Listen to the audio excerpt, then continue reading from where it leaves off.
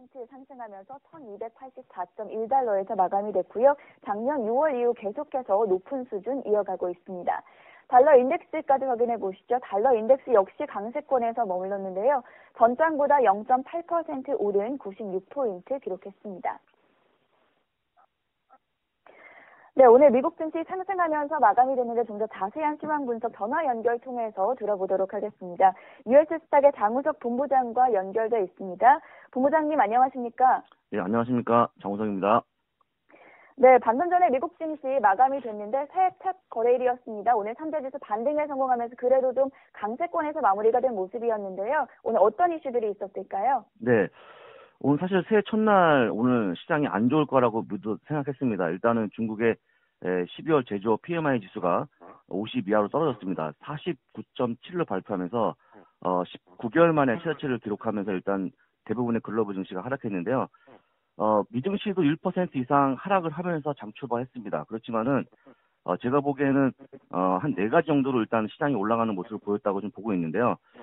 가장 첫 번째 내용은 미중 간의 무역 분쟁에 대한 완화 기대감이 존재하고 있다는 겁니다. 지난 주말에도 트럼프와 시진핑이 전화 통화를 하면서 진전을 보고 있다고 했는데요. 기본적으로 트럼프는 미국 주식을 사라고 추천할 정도로 시장이 떨어지는 걸 싫어하기 때문에 이런 부분에 대한 기대감이 여전히 있다고 좀 보시면 좋을 것 같고요. 그 다음에 이번 달 1월 14일부터 4분기 실적을 발표하는데 금융업종이 5거래일 동안에 6.77% 상승하면서 시장 상승을 주도하고 있다는 부분입니다. 아마도 오늘도 올랐을 것 같은데요. 대부분의 은행주가 올라가는 모습을 보였다는 점 이것도 한번 체크해 보셔야 될 것 같고요.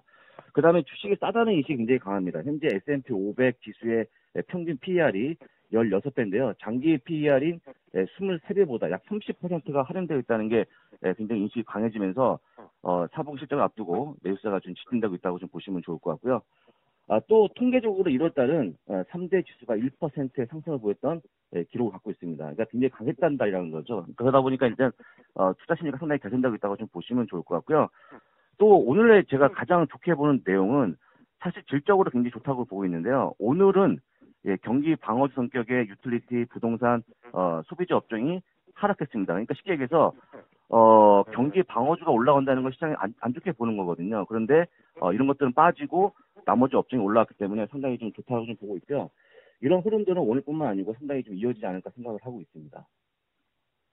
네, 장 초반에는 중국의 부진한 지표 때문에 하락 출발하기는 했었지만 금융업종들이 또 상승 흐름을 보여줬고 여기에 미국과 중국의 무역 분쟁이 다소 완화되는 모습을 보이면서 증시가 결국에는 반등에 성공했다고 말씀을 해주셨습니다. 이외에도 깡 종목들의 주가 흐름도 좋았던 것 같은데요. 페이스북과 아마존 오늘 상승하면서 마감이 되지 않았습니까? 어떤 이슈들이 있었을까요?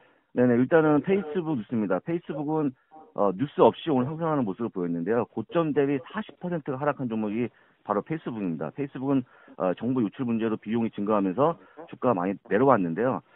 오늘은 주가가 너무 빠진 게 아니냐는 인식이 커지면서 주가가 무려 3.5% 급등하는 모습을 보였는데 물론 이 상승세가 이어질지는 잘 모르겠습니다만 오늘 하루일 수도 있고요. 근데 제가 보기에는 이런 정보 유출에 따른 비용 증가가 다소 완화되지 않으면 페이스북에는 관심은 별로 이렇게 갖지 않는 게 좋을 것 같다는 생각이 좀 들고요. 두 번째는 테슬라가 지난 4분기 모델 3에 대한 차량 인도가 팩스에서 예상치인 64,900대를 하회하면서 63,150대로 집계되면서 일단은 6.8% 급락하는 모습을 보였는데요. 사실 63,150대도 적은 게 아닙니다. 지난 분기보다 13%가 증가한 거기 때문에 나쁜 건 아닙니다만 오늘 급락하는 모습 보이는 사실 이제 이런 그 모델 3에 대한 차량 인도분보다는요. 투자 의견이 약간 중립 의견을 제시하면서 목표 주가 300달러를 제시한 게 일단은 이제 주가를 하락해 시켰다고 보고 있습니다. 사실 목표 주가 300달러는요. 지금 오늘도 309달러이기 때문에 지금보다 더 낮은 가격이거든요. 사실 그래서 제가 보기에는 이런 투자 의견이 상당히 주가 하락에 주요했다고 좀 보시면 좋을 것 같고요. 아마존이 오늘도 2%대 강세를 보였습니다. 사실 기술주 중에서 가장 뛰어난 상승을 보이고 있는데요. 5일 동안 무려 14%를 상승하는 모습을 보였는데 월가에서는 무역 분쟁이나 경기 침체에 대해서 영향이 적다라고 좀 보는 종목이 바로 이 종목이다라고 얘기하면서 최근에 매수자가 좀 몰리고 있는 모습입니다. 일단 아마존에 대한 관심을 좀 가지셔야 될 것 같다는 생각이 좀 듭니다. 그리고 또 오늘 바클레이즈가 금융업종에 대한 개별 종목이 아니고 금융업종에 대해서 투자 의견을 시장 주인의 상해로 제시했습니다. 올해 시장보다 금융업종이 좋은 모습을 보일 거라고 평가했는데요. 저도 이 의견에 동의하고 있고요. 더불어서 RBC 캐피탈도 웰스파고의 투자 의견을 오늘 시장 수익률 하회해서 시장 수익률을 한 단계 올리는 모습을 보였는데요. 그러다 보니까 금융주 상승을 좀 상승하고 있는데 제가 보기에는 금융주의 상승은 적어도 1월 14일 실적 때까지 계속 나타날 거로 좀 보고 있습니다. 네, 종목별 이슈까지 말씀을 해주셨고요. 오늘까지 미국 행정부의 부분적 해소죠. 셧다운이 12거래일 연속 일어나고 있습니다. 여기에 대해서 좀 결과를 주시해봐야 할 것 같은데 앞으로 어떻게 진행될 거라고 예상하십니까? 저는 일단은 연방정부 폐쇄권은 잘 해결되지 않을까 생각을 하고 있습니다. 왜냐하면 오늘 1월 3일 날 116대 의회가 개원을 합니다. 미국이.